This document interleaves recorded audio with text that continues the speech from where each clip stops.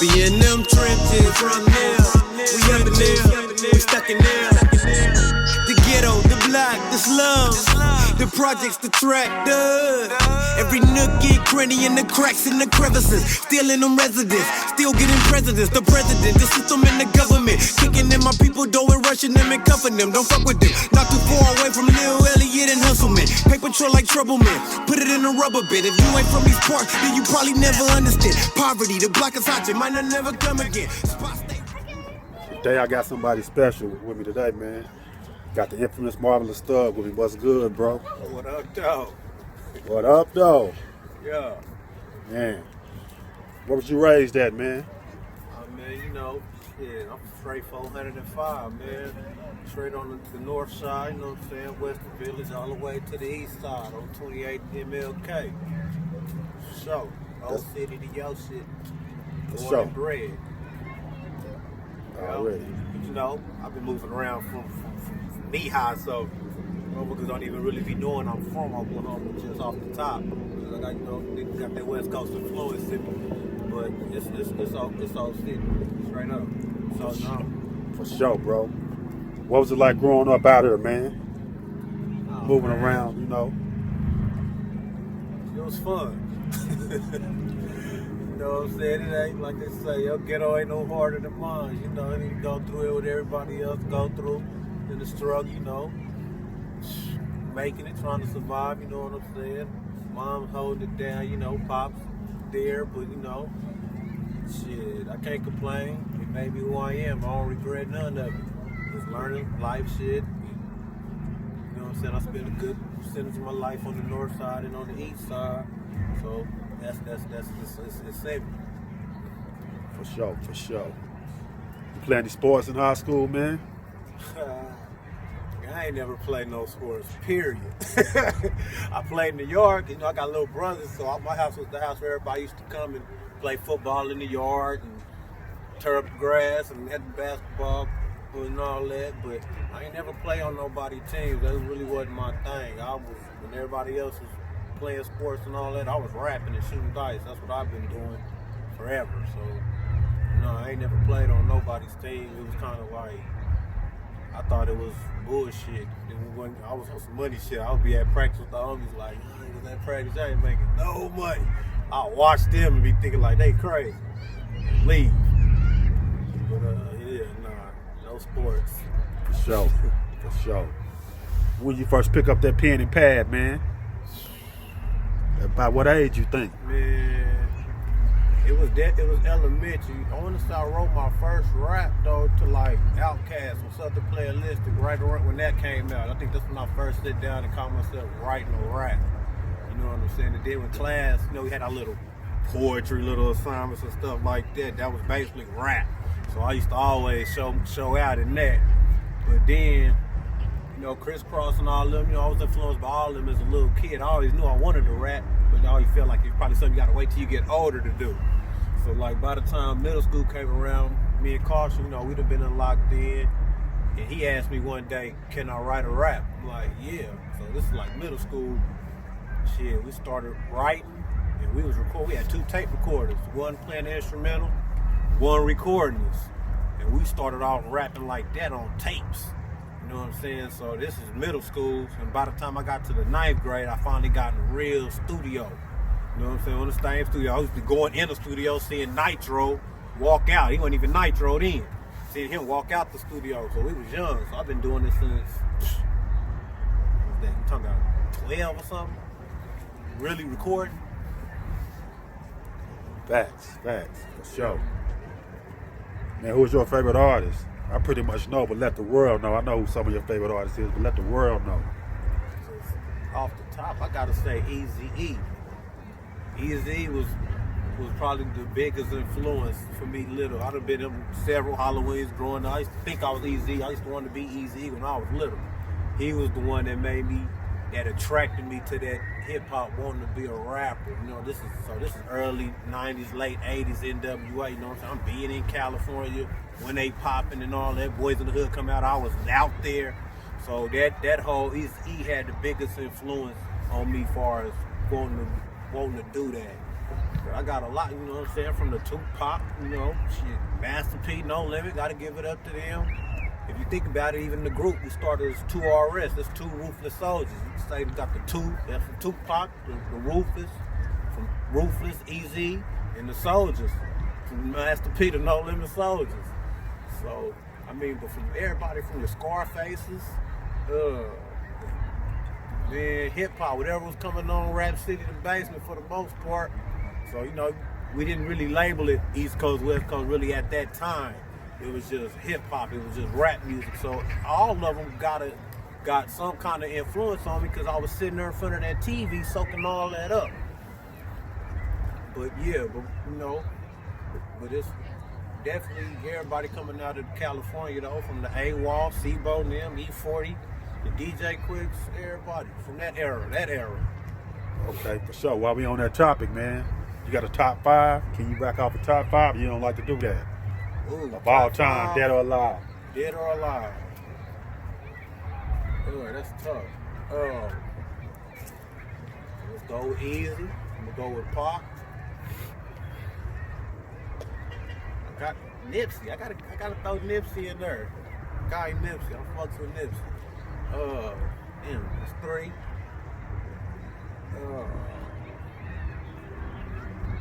Boy, that's tough. I didn't want to say Killer Tay. I fuck with Tay tough too. That's my guy, Tay Capone. You know what I'm saying? Yeah, got a story about that too. But let me see.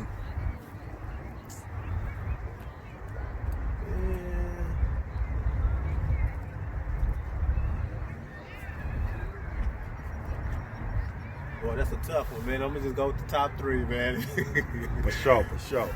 Oh no, I ain't really just put a top 5 together like that. For sure.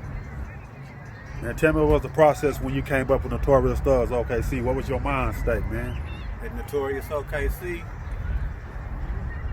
man, normally every time I put out a project, I gotta give at least one song up for the O. That's like my thing. Every project I try to do a song for the O. But the whole Notorious OKC is a trip. The homie Cameron, he one day on Facebook, he really gave me that nickname. He called me Notorious OKC. I'm like, man, that's hard. I'm like, I'm gonna use that. I don't know when, but somehow I'm gonna use that. So after I put that on Rufus. I was working on my next project. I'm like, shit, I'm gonna name it Notorious OKC. Gone in that way, because I'm out here grinding, pushing it. That way, when people get that dope album, at the same time it's putting on for my city. People gonna be like, they gonna accumulate that with OKC. Well, this is OKC. And they pop the statement and it represents as well. So then, shit, that's kind of how it came up with. I've been rolling with it. Got a volume 1, volume 2. Got a 3 on the cool that ain't done in the stash, but that's just like my little series. You know how artists got the little series they be doing, so that's the one I got going. For sure, man. I like that in them trenches, and man, that's my joint right there, man. That's my joint. Yeah, I knew that was in the trenches. I knew that was gonna be a theme song. It's a trip because I was actually in California. I had already had it, but I was fucking with the homie Steven G. Shout out to the homie Steven G. Show great. They doing their shit. And we was in the lab. He had just dropped the verse on that California joint. And we was gonna go do the video. We recorded that and did the video the same day. But we did Trenches. We finished Trenches that same day. So we was in the studio because we had that extra time. We had booked. And I'm like, man, I got another one. I could probably take advantage of the studio time. So he kind of got on it. But he had the other homies, him and his other homies. Shout out to Nino Almighty Gold. Niggas was in there writing to it. So it was kind of like whoever came up with that 16 first. So I was like, shit, let me hear it. Nino came with his shit, nigga. His shit was hard, so he went in there and he laced it. He made a hit. Shit's easy to me. For sure. So yeah, that's my shit. Man, what you like to do before you get down? You got any rituals, anything? How do you set the mood when you write the song? I ain't got no ritual before I start writing. Most of the time, man, if it's a dope ass beat, and it's gonna grab me. It just, that's why I'm picky as hell when it comes to beats. So I don't like to force it. sometimes I can, you know, but most of the time my beat, how I pick them, they grab me, and then it really, I be in a trance damn near, like I gotta get at it and get on it, and it don't. Sometimes I like to spend a night with the beat, you know what I'm saying, see how I'm gonna fuck with it, because I'm a student, so I kind of study what people like to listen to, and I be like, okay, you might come at it like this, I might want to come at it like that. But for the most part, man, you can play me some dope shit, and I'm on it. For sure. Man, what you working on right now? Man, you know, I got the story of like Marvin. I'm piecing it together. It's coming together real tight too. That's my baby. That's like Nipsey's victory lap. You know what I'm saying? This should have been out. It almost be like Detox. This shit been coming soon for a long time. But I know I wanted to put in enough work to have the right kind of platform for when the world get a hold to me. I really wanted that to be the album when they find out. Then they gotta go back and realize like, damn, this nigga Ben got shit out, he got shit. So you know all that other shit gonna get just as hot. Same way like Nipsey. But Starving Like Marvin is what I'm trying to go on and piece up and put together. But I got a project with me and King Knievel. Got a project, No Heroes, No Villains. Should be coming real soon. On the cool, me and Takeoff, the homie Call4. We got enough tracks to be putting out something too, so y'all be looking forward to that. That's coming soon and shit, you know. Niggas stay working and recording. Me and Doe might be finna put one out. Shit. Might be dropping something else later on. I don't even know if I got the title for it yet, but gotta stay working. For sure. Any artists from the OKC that you haven't worked with, that you done heard of, would you like to do a track with? That I haven't already? That you would like, that you haven't, that you would like to do a track with. Man, I got a list, because I got a lot of homies, it's a trip, that rap, and we been fucking with each other, but a lot of us ain't even recorded nothing together. We just so used to being around each other, just rapping. We ain't never sit down in the studio recording, so it's a lot. I fuck with Oklahoma City and Tulsa, the artists that's out here doing they shit, especially if they dope. And then if they almost dope, they gonna have to be dope when they get around me. I bring out the best of them. So, I mean, shit, I gotta get one in with you for damn sure. But there's a bunch of us, man. Shit. From everybody. I'm just gonna say everybody, man. I fuck with y'all. I wanna get one in with everybody that's out here doing they shit. For sure. For real. Long as you are solid, you straight up and ain't no weirdo and all that shit. But Facts. yeah, definitely gotta do background checks on motherfuckers nowadays, but yeah. That's for sure. Good, I'm open though, for sure. What kind of beats you like, man, when you get down? Man, y'all already know I'm kind of West Coast biased like a motherfucker, but I ain't closed-minded and I can get on any kind of beats, really, as long as it's hard. I like East Coast, I like that soulful shit, the down south shit. As long as it's dope, I like it. I ain't really got a particular, you know what I'm saying? I be trying to do different shit to get out of my elements. As long as it's dope and I rock with it, I fuck with it. Know all the producer with all that heat shit. Fuck with me, send that shit. I know what I'm gonna do with it. Sure. Where do you think the direction of hip hop is going? Do you like it? Boy, this shit keep changing every time I turn on the damn internet. I mean, it's evolving. It's definitely growing. It's a lot of. I was just looking at some shit earlier. I say, man, it seems like right now they on some gimmicky, funny shit. But that ain't even saying like that's new. It always been a part of it too. But it seems like more that's what's catching the wave quicker and faster. People want some shit that's kind of funny and it's just different shit and people just want. Sometimes it's like a time and a place with different kind of shit with music. Sometimes you want to be in your zone, the deep shit. Sometimes you want shit that don't make you think too hard. You just want to vibe. So people is really on their vibe shit now. But as far as with the industry, I mean, all this shit changing because the technology. People, they trying to do, the CDs is going to be non-existent if they ain't really. Cars ain't coming with CD players, so you got to keep up with the times. The streaming and all that shit. So it's a new time from what we grew up in. We know we were out the trunk with it. Not saying you can still get it out the trunk though, for real.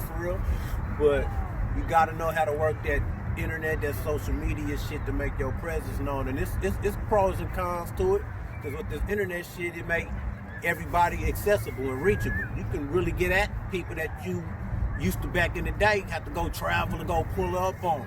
You know what I'm saying? That's still a good look. They look at you. You get more respect though when you see you'll pull up though, but they accessible.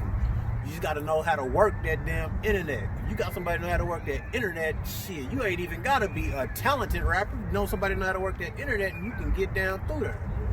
So it's kind of up to it, and it ain't no certain direction that you gotta take it. It's kind of like wherever your creativity at, wherever ideas you come, you can do it.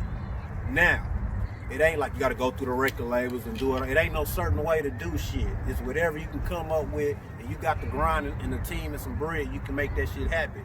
And what work for the one person might not work for the next. So you can't even just mimic somebody else's success. You gotta do what and find your lane.